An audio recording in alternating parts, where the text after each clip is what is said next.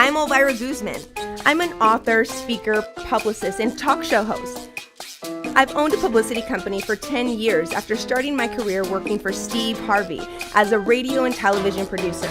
I've worked on TV and films with celebrities like Halle Berry, Forrest Whitaker, Terrence J, Amber Rose, Mike Epps. I've done concerts for Ice Cube, The Game, Music Soul Child. I've worked on books for Shirley Strawberry, Troy Beyer, and I've done philanthropy projects with Hollywood's heroes like Danny Trejo. Throughout my career, all of the projects I've done have had one common thread. They all help people find their way.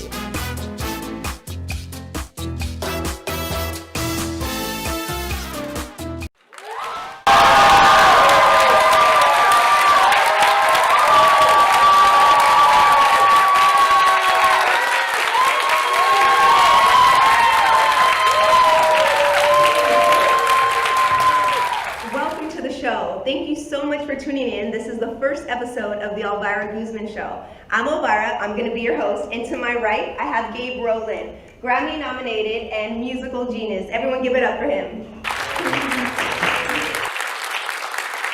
So I just seen on your social media that you just got back from Australia. How was it?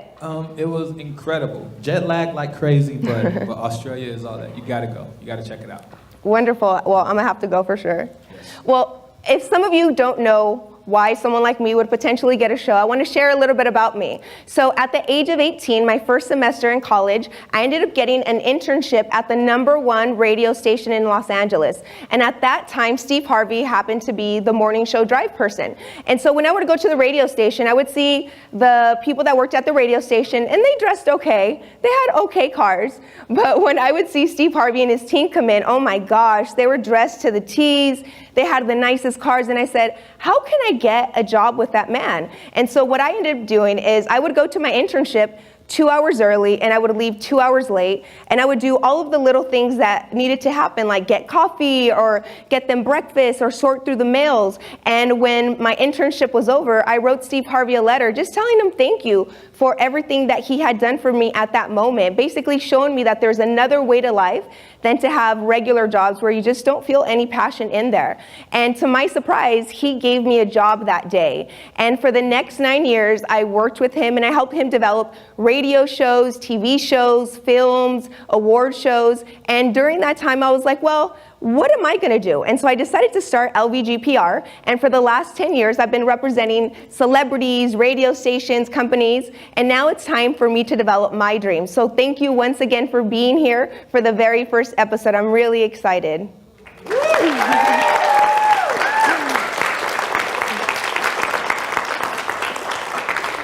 So on today's show, we're gonna have comedian Ron G come out, and he's gonna do a comedy set. We have Hollywood's top fitness and nutrition instructors. They're gonna come and teach us how to get our ideal body. We're gonna have a talent search, and to end our show, we're gonna take questions from the audience for our Ask Elvie segment. Our first guest on today's show, you guys might recognize him from NBC's Last Comic Standing or MTV's Punk'd. Everyone, please put your hands together for Ron G. So tell me a little bit about how you went from finance to doing your first joke on stage. I call it the quarter life crisis. You go to school for something, and then when you get in the real world, you realize you hate doing it, but your heart tells you something different. And I got fired from every job I ever had. I did. I got fired. I got fired from the temp service. My name tag wasn't dropped. It's not funny, Gabe. And then my cousin was a comic in Atlanta. He was like, dude, you hilarious. You ever thought about getting on stage? And I went on stage at a place called Uptown Comedy Club in Atlanta, Georgia. Got on stage and got booed and fell in love. What do you mean? Like after you got booed, you weren't just like, forget it, this isn't for me? Well, the boo wasn't the bad part. The part that was bad, they told me to kill myself. That's the part that did some. Let me say something. Boo is okay. I can handle boo, but somebody stood up and was like, hey man, kill yourself. Kind of uncomfortable. And but for some reason, man, like I'm an athlete, so you know I play sports growing up, so I'm very competitive. Yeah. And I just stuck with it, and I just figured this thing out and fell in love, and I'm here now. So how did your parents take it? Were they just like, oh my gosh, he's crazy, he's leaving his like corporate job? Well, my mama, she didn't care. She's like, as long as you pay your bills, I don't care. She was, because I called my mom the first time I performed. I was like, hey mom, I got booed last night. But she was like, did boo pay you? I was like, no. She's like, you better pay that student loan. But anyway, at first she didn't necessarily get it, but now my mama's my biggest fan, man. She's such a great support system, and it's always cool to have your parents support you support your dreams, Yeah, absolutely. Yeah. So I read that you were a finalist on NBC's Last Comic Standing. Yeah, man, How that was like that? my biggest TV show performance. It was in Vegas. It was millions and millions of viewers. It was a lot of fun, and I learned a lot about myself. And the cool thing about doing major TV is when you go to the comedy clubs, you don't have to explain yourself anymore. Like Yeah, it that really must be does help. nice. Yeah. So tell me a little bit about how you got the show Punk'd on MTV. Oh man, so I got a random audition. They had me come in, and I had the longest audition ever. Normally an audition is like 2-3 minutes, and they bring you back a couple of rounds. But my man Jason, who's one of the creators of the show, he had me come in, and I auditioned for like an hour straight. An hour audition? An hour, Wow. yeah. And I'm like doing characters and stuff, going in and out of characters and telling stories. And he was like, dude, this has never happened before, but I hired you on one audition. Because Punk just like 4 or 5, rounds of auditioning. And he was like, I've never seen anybody hold a room that long. And so it was fun, man. It was a lot of fun. Wow, exciting. So, but what was that transition like? You working at Bank of America, doing finance, and Yeah. then did you just leave it all and say, I'm just gonna go do this? Or was there a time where you had to do both? I got fired, and then pretty much the universe told me I shouldn't be doing this. But anyway, I kept doing comedy on the side, and like my first 8 months in comedy, I got my first standing ovation, and I knew I had something. And I was actually going to quit because I was living the dream. Like the American dream is you go to school, you get a job, you get married, you make babies, you retire, and you die. Yeah. And I was trying to do that, but it didn't work out. And I was in this really bad relationship, and it fell apart. And I asked God, I was like, God, look, man, I'm good at a lot of stuff, but I'm not great at nothing. If you can help me figure this thing out, like I'll do whatever you want, man. And so I felt like God, he opened doors. I wound up performing at a place called the Laugh Factory, a show called Chocolate Sundays, which I host now. I performed my first time there, and it's like a year waiting list. And I came to LA visit, and I said, God, if you give me 3 things, I'll leave. I said, if you help me sell my house, you help me find a job, because I was unemployed the whole time. And then if you get my pastor's blessings, I'll move. And then my pastor blessed me. He was like, go. I sold my house, and I got a job over the phone in LA, like in 2 weeks. And they held it for like 3 months. And when I got here, I didn't know anybody here. So I came here to visit, met with my frat brothers. He's like, what you doing here? I was like, I got a job in Culver City. I said, I'm trying to find a place to stay. He was like, that's crazy, because I just bought a place in Culver City. He said, you can stay with me. I won't even charge you half. And it was a mile away from where my job was. And I didn't know nobody. So I just felt like God opened doors, and I'm supposed to be here. So do you think that because you weren't really doing your purpose, that's why you were getting fired, and now that you actually are doing your calling, God is opening all the doors? Absolutely. It's kind of hard to be an accountant when you're silly. Nobody trusts you with their money when you're silly. And the universe kind of told me, hey, look, I don't think this is what you're supposed to be doing. But with comedy, I can't see myself doing anything else. If I wasn't doing comedy, I'd probably be a great school teacher. You know what I'm saying? I'd be hilarious. Like, oh, you make learning fun, Mr. G. I'll be a hilarious school teacher, but I can't see myself doing anything else. And the cool thing about when you follow your purpose, like a lot of other things come out of it. Like I'm an actor, I do voiceovers, I've traveled the world, I do public speaking. I've done so much cool stuff just because I'm in the right path. Even you and I met on the radio show I do. And I'm like, I do radio show hosting too. And all the stuff came out of me seeing this light that God showed me, and I walked toward the light. But the crazy part is, I felt like if God told me I had to go through everything I'm going through to become who I am now, I probably wouldn't do it. Exactly. You know what I'm saying? So he spoon feeds you what you can handle, and you have those little successes. You're like, okay, I can do this. Okay, I can do this. So I'm here, and I love what I do, and I know part of my purpose is to touch these kids and let them know that you can do what you love for a living and not compromise. So that's it. Yeah, that's what I was going to ask you. I know that there's a lot of people that move to Hollywood to make it. Yeah. What are some tips or some advice that you would give to them? For example, like if they were to get on stage and they get booed, what would you tell them to keep going? Because 8 months later, you got a standing ovation, but most people wouldn't go past that boo. Well, comedy is a marathon. You can't just get on stage and be funny. It's nothing to be funny at the family reunion or the break room. But comedy is like, you got to learn your craft. Like, honestly, you learn so much about yourself doing comedy. And a lot of the great comedians are people that work on personal growth. And for me, personal growth was important. Like, I won't even date anybody if they don't work on themselves. This is just how I am people, or my thing is people. I can't date them because I force myself to work on myself. And the crazy part is, in comedy, you have to step into things that are uncomfortable in order to be great at it. Like, I like performing for people that don't look like me. Like, because I could, easily be an urban comic and perform for people that look like me. But I recently went to London last weekend and I bombed. Kind of funny because I did a joke about marrying your best friend. And I performed in this town called Leicester, and the whole town was Indian, so they do a lot of arranged marriages. And the whole crowd flipped on me. I was like, I want to marry my best friend. They was like, why? And I was like, because that's what you do. And it was like, no, you married for money. And I was like, what? And the whole crowd felt the same way. And this lady got mad. She walked out. And I was like, it's not my fault you married the wrong person. Like, I want to marry somebody I actually like and want to talk to. And it got weird. I'm like, all my jokes was about relationships. And none of them related because it's business. You know what I'm saying? Yeah. But again, that's another teachable moment because sometimes in comedy, you win by losing. So that's another moment where I have a story. I just made y'all laugh by telling my junk. Now, when it happened, it was uncomfortable. Yeah.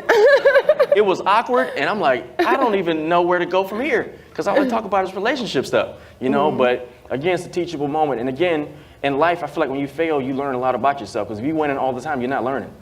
Yeah, I agree. Now, I know that when we went to lunch the other day, you were telling me about an experience that you had when you were filming MTV's Punk'd. I know. You want me to talk about it? Yes, tell everybody what happened. I think that everyone could learn from that. Okay, we got time. So, we live in a time where I feel like the country is kind of racially divided and, there's a huge injustice happening with minorities and cops or whatever. And so 2 weeks before Sandra Bland died, 2 weeks after Sandra Bland died, we was punking Karrueche, which is Chris Brown's old girlfriend, if y'all know who she is.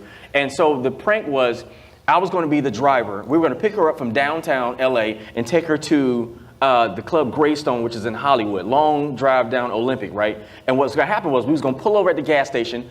I was going to have paparazzi harass her at the hotel, pull over at the gas station, check my meters or whatever, go inside the gas station. Paparazzi was going to show up again. I was going to come out and choke him, throw him on the ground, put a sandbag under the truck and drive off so she think I ran him over, right? So paparazzi harasses her at the hotel. We get to the gas station like 3 miles down. I go inside the gas station. The producers are like, hey, paparazzi's out, come outside. So I come outside, I see paparazzi filming her at my truck, right? I look Karrueche in the eyes and I was like, shh. I grab the guy, throw him on the ground. As I do that, the real cops show up with guns blazing, not like, what are you doing? I got a suit on because I'm a driver. They show up with guns blazing like, get on the ground. And it's the most uncomfortable thing ever because as a black man, hey, you know what I'm saying? I had 3 guns at me at the same time. And for me, like I never had a gun pulled on me before. So this is like happening real time on TV being recorded. And they were like, get your on the ground. And I'm like, oh shoot, and I sit there and they separate me and the guy from the moment. And Karrueche don't know what's happening. And then the cops come behind me and I can feel the gun behind my head. And I'm like getting ready to cry. And if you see the footage, I'm shaking.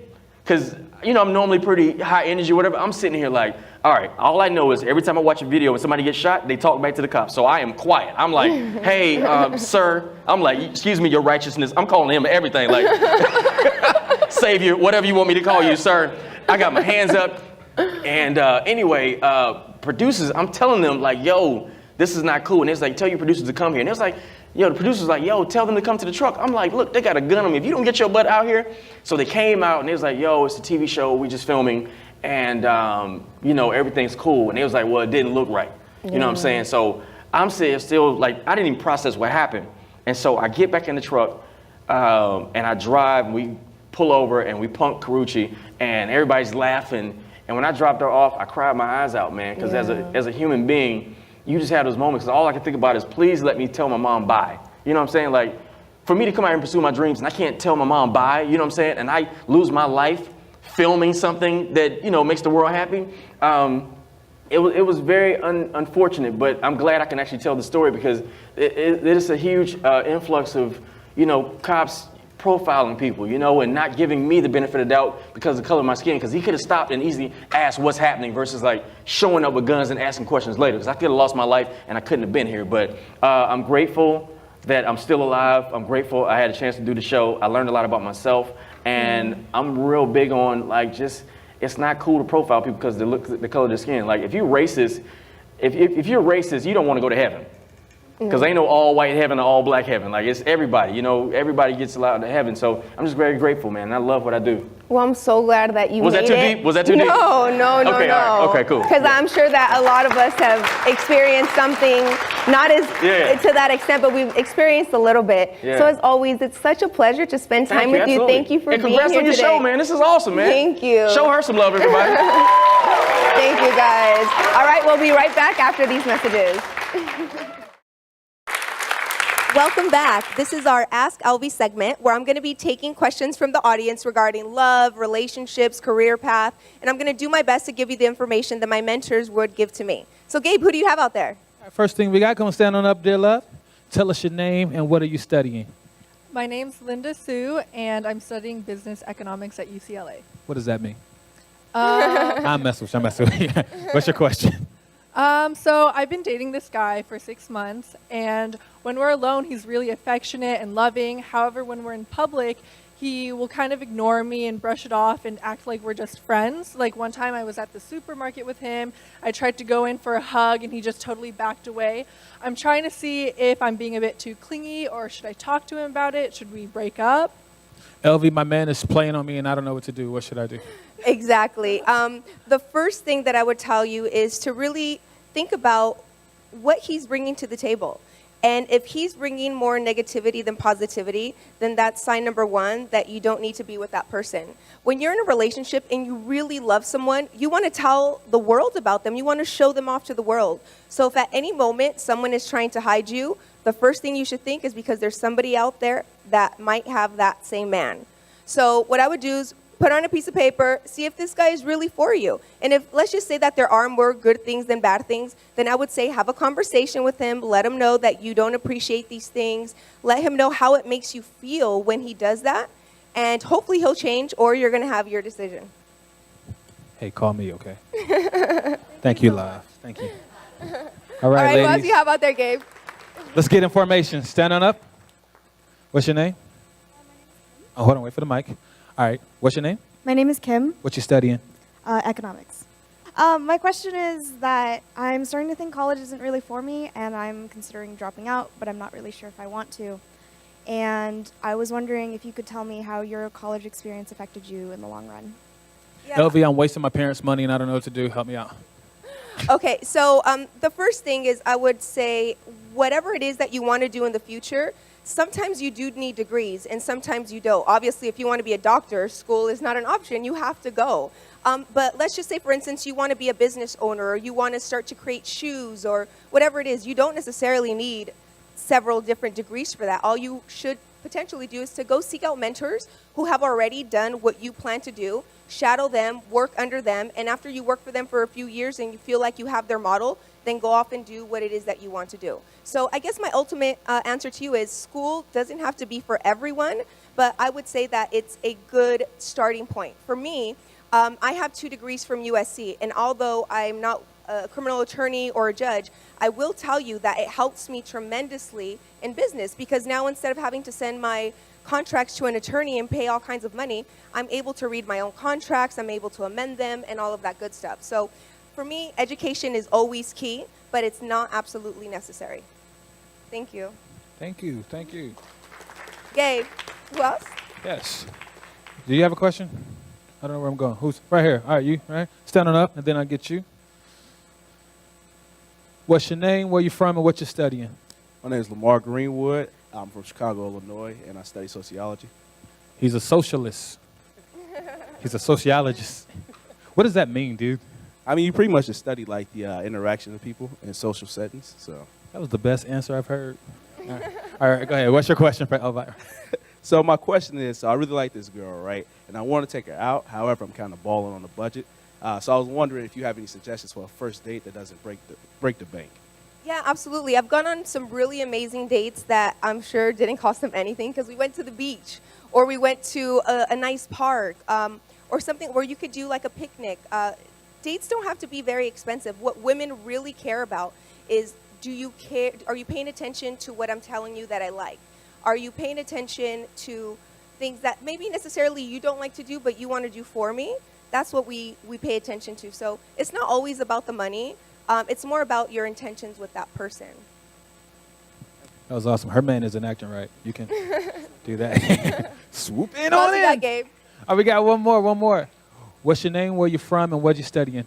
My name is Hannah. I'm from Corona, Southern California, and I'm studying European Studies. She's studying Europe. Nice. Yeah. What's your question? I have a question. So my boyfriend, we've been together for 2 years, but he recently moved abroad, and he's become very distant, and he's tagged in a bunch of pictures with other girls, and I'm wondering if you have any advice for me. I feel like the writing's on the wall, dude. Sorry. My advice is break up, honey. I think everybody could see that coming. Long distance relationships just don't work. I remember when I was living in Atlanta and my boyfriend had to relocate to LA because he got a job opportunity. And the next 6 months were just complete chaos for me. And what ended up happening is we just had to separate because it was just too hard. And at the end of the day, you have, depending on what you do for a living, you want to have a person that's home, that's there, that's going to help you through difficult moments. You don't want someone that's 3,000 miles away that you could just FaceTime. So my advice to you is to find someone local and say adios. That's Spanish for goodbye. Double major. Thank you, guys. Do you have any more questions? No, it's all good. Back to you. Thank you, guys. Thank you guys so much for being here. It's a wrap. I really appreciate you guys. Thank you. Follow us on social media. You can find us on Facebook, Instagram, Twitter, and use the hashtag The Elvira Guzman Show.